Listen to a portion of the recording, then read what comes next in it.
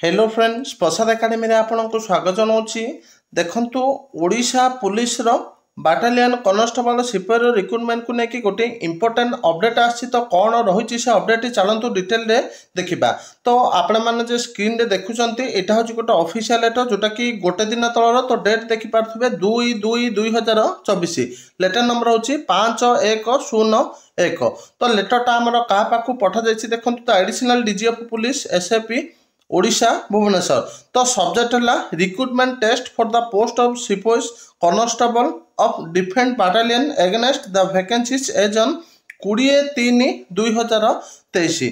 तो कौन दि जाइए देखो ये in inviting a reference to the above noted subject it is to intimate that the following statement of vacancy position in the rank of constable सिपाही of defense battalion has been furnished by SAP headquarter BBSR is as follows. तो ये detail vacancy position दि जाइए जोटा कि मोट 1119 post.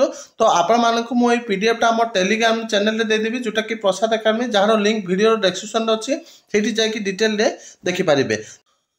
तापर देखो ये दि जाइए government have been pleased to allow recruitment of 322 post of सिपाही कॉन्स्टेबल who are deputation to SOG and 72 post of सिपाही constable created for security wing BBSR।